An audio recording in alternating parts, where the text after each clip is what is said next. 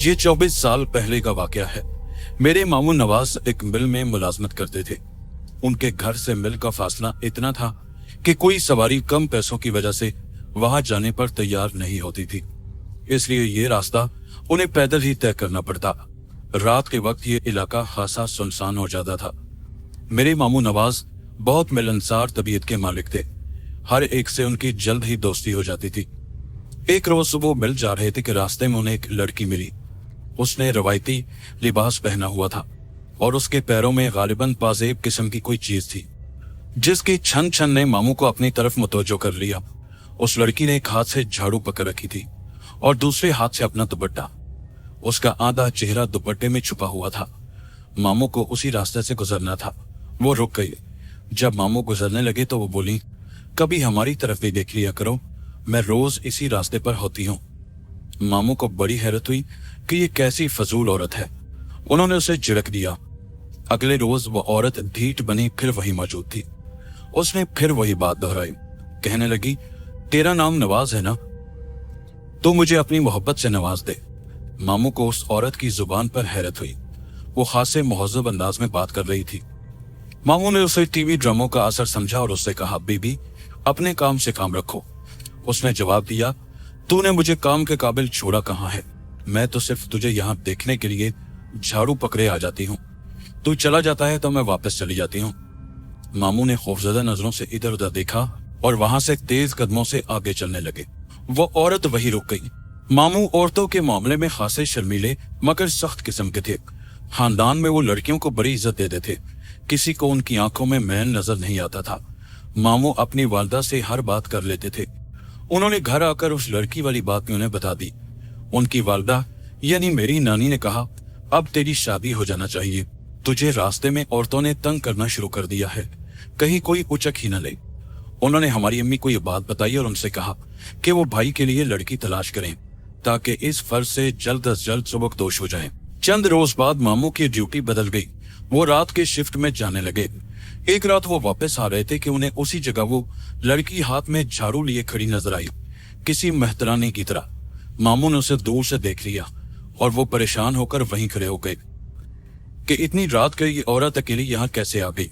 वो औरत भागती हुई आई और उसने अपनी जुबान से एक लफ्ज अदा किए बगैर मामू के इर्द गिर्द चक्कर लगाने शुरू कर दिए। मामू ने बताया कि उन्हें ऐसा लग रहा था कि उनके पांव लोहे के हो गए हों। जैसे ही उसने चक्कर पूरे किए, मामू को अपना जिस्म कदरे हल्का महसूस हुआ। वो भाग खड़े हुए। उस रात उनके सर में शदीद दर्द हुआ। दर्द इतना तेज था कि मामू रोने लगे। करीबी क्लिनिक से दवा ली मगर अफाका न हुआ। नानी सारी रात उनका सर दबाती रही। उस दौरान उन्होंने ये बात बताई कि वो लड़की उन्हें रास्ते में मिली थी और उसने उनके इर्द गिर्द कई चक्कर काटे थे। नानी ने उनकी बात पर ज्यादा तवज्जो न दी। मामू को तेज बुखार हो गया। नानी के बकौल वो ये समझी कि ये बुखार के हिज़यान में ऐसी बातें कर रहा है। भला एक औरत जात रात को अकेली कैसे रास्ते में खड़ी हो सकती है। उन्होंने दूसरे दिन घर वालों से इस बात का जिक्र किया। सब मामू का मजाक उड़ाने लगे। अलबत्ता मेरी अम्मी कुछ परेशान हो गई थी। उन्होंने उसी रोज मामू का एक मुंतखब घराने में रिश्ता भेज दिया। चंद रोज बाद लड़की वाले मामू को देखने आ गए। उस वक्त तक मामू का बुखार उतर चुका था मगर वो ड्यूटी पर जाने के नाम से खौफजदा हो जाते थे। माशाल्लाह सेहत और सूरत लाखों में एक थी। लड़की वालों ने उन्हें पसंद करके शादी की बात पक्की कर दी। नानी ने मामू पर मिल जाने के लिए जोर डाला ताकि वो घर में बहू लाने का इंतजाम पक्का कर सकें। बड़ी मुश्किलों से मामू ने मिल जाने की हामी भरी मगर काम पर जाने के अगले ही दिन वो लरजते कांपते फिर घर लौटे। उन्होंने बताया वो औरत रास्ते में मिल गई और कहने लगी, मैंने सुना है तू शादी कर रहा है, जब तक मैं इस जगह हूँ कोई और इस जगह नहीं रह सकता। ये कहकर उसने अपने दिल की तरफ इशारा किया और गुस्से से कहने लगी, तूने ऐसा किया तो तुम दोनों को जिंदा नहीं छोड़ोगी। नानी ने उन्हें बड़ी तसल्लियां दी और इसे उनका वहम करार दिया। इत्तफाक से लड़की वालों को शादी की जल्दी थी, लिहाजा 1 महीने के अंदर अंदर मामू की शादी की तारीख तय कर दी गई। जिस रात लड़की वालों ने निकाह की तारीख दी उसी रात का वाकया है। घर वाले सब इकट्ठे थे। रात के 12 बजे का वक्त था। सब गपशप कर रहे थे।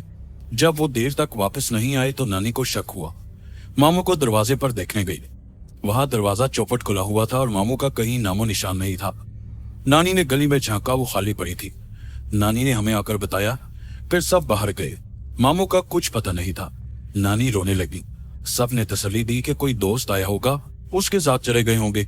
तकरीबन आधे घंटे बाद मामू लौट कर आया। उनकी हालत बड़ी अजीब हो रही थी। पेट पकड़ा हुआ था और मरीजों की तरह चल रहे थे। बहुत पूछने पर कमजोर आवाज में कहा वो औरत आई थी। जबरदस्ती हाथ पकड़कर मुझे अपने साथ ले गई। उसने एक जगह रोककर मुट्ठी खोली और कहने लगी, ये खाओ। मैंने खौफ के आलम में उसकी मुट्ठी में दबी हुई बदमजा सी चीज उठाकर खाई और मुझे ऐसा लगा जैसे मेरे पेट में चुपकिलियां कुलबुलाने लगी हों। उसने मुझसे कहा, शादी करोगे तो तुम्हारा हशर बिगाड़ दूंगी। मैं खौफजदा होकर वहां से भाग खड़ा हुआ। मेरे पेट में अजीब सी शय उछल कूद रही है। ये बताने के बाद मामू ने पे दर पे कई उल्टियां कर दी और हमें मामला वाकई गड़बड़ लगने लगा। नानी उन्हें एक आलिम दीन के पास ले गई। उन्हें सारा किस्सा सुनाया। उन्होंने तावीज वगैरह दिए। कुछ अरसा वो ठीक रहे। उनकी शादी अगले महीने कर दी गई। मामू ने मिल की नौकरी छोड़कर एक दुकान खोल ली थी। रात को बिल्कुल घर से नहीं निकलते थे। 1 साल तो ठीक ठाक गुजर गया। उस दौरान उनके यहाँ पहला बेटा पैदा हुआ। उसकी खुशी की तकरीब मुनक्किद हुई तो वो अपने एक दोस्त को मिठाई देने घर से निकले और वापस नहीं लौटे। सबको परेशानी हो गई। अगले रोज मामू को कुछ लोग साथ लेकर आए और बताया कि ये रास्ते में बेहोश पड़े हुए मिले थे। उस वक्त भी मामू पर हल्की सी गशी तारी थी। वो इंतहाई खौफजदा नजरों से इधर उधर देख रहे थे। नानी को देखकर कहा, अम्मा मैंने कहा था ना कि मेरी शादी मत करो, वो मुझे मार डालेगी, और आप नहीं मानी। ये कहकर मामू जारो जार बच्चों की तरह रोने लगे। उस रोज के बाद उनकी हालत गैर से गैर होने लगी। नफ्सियाती मुआलजों को दिखाया, पैसा पानी की तरह बहा दिया गया, मगर उनकी हालत बद से बदतर होती चली गई। वो अपने होश और हवास खोते चले गए। घर वालों को मारने को दौड़ते, बीवी से झगड़ने लगे। बात बात पर छोटी छोटी बातों पर उन पे आपस में झगड़ा रहने लगा। कभी कभी मासूम बच्चे को मारने से भी न चूकते। गर्ज के हालात दिन ब दिन बिगड़ते जा रहे थे।